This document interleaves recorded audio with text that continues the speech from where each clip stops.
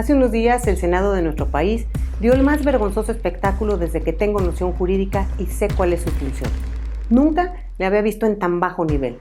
Nunca me había decepcionado tanto, y no solo jurídica y legislativamente, sino anímica y moralmente, lo cual me llevó a pensar que aunque el tema de la elección de la ahora titular de la Comisión Nacional de Derechos Humanos ha sido comentado por diversos articulistas nacionales y locales, no estaba de más tratar con usted el tema. Le comparto. La percepción que tuve del Senado mexicano hasta hace unos días era la de un órgano serio, respetuoso, cuyas actuaciones daban un verdadero equilibrio al Congreso de la Unión y cuyos integrantes por lo general eran políticos de verdadera trayectoria y peso, con conocimiento de lo que hacían, con experiencia en su andar, con inteligencia clara y con respeto al propio cuerpo colegiado del que formaban parte. Que dio como resultado una gran labor legislativa y política a tener un serio contrapeso de poder.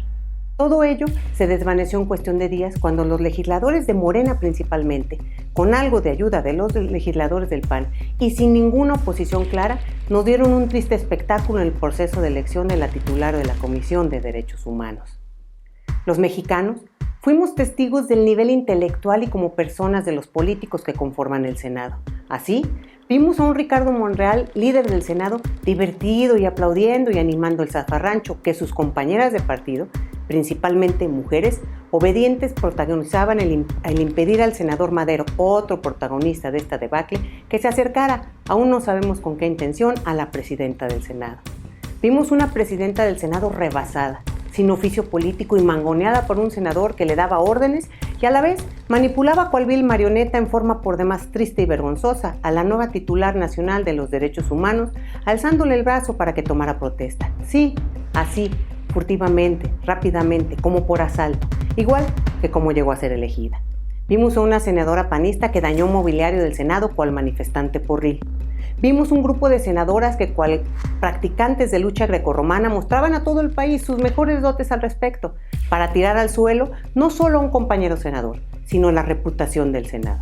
Y no vimos por ningún lado la oposición seria. Se vio un chispazo muy pequeño de Movimiento Ciudadano por conducto del senador Samuel García, quien al día siguiente aclaró, ante el propio Senado, su postura y la de sus compañeros del PRI. Ni hablar. Reitero que no hay oposición.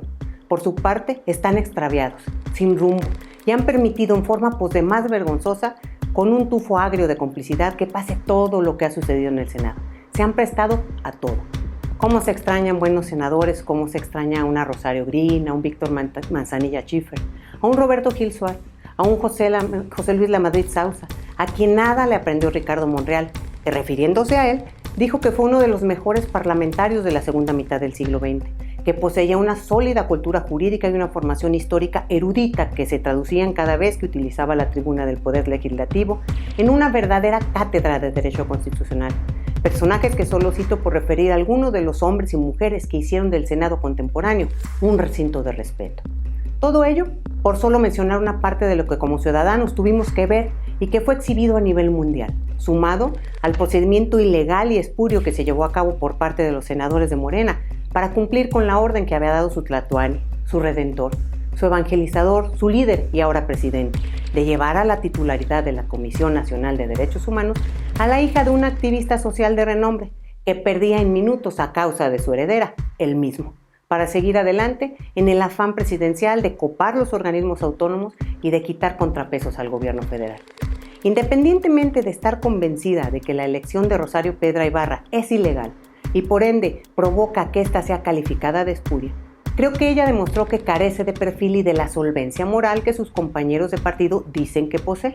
Sí, la morenista, si hubiera tenido la más mínima solvencia moral, hubiera solicitado repetir el procedimiento de elección tal y como lo marca la norma. Pero no fue así y pasará a la historia como la primer mujer titular de la Comisión de Derechos Humanos que es emanada de un partido político, lo que cuestiona su futuro actuar.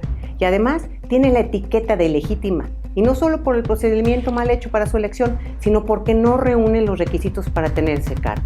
La señora carece de perfil. Puede ser una buena psicóloga, pero no es abogada.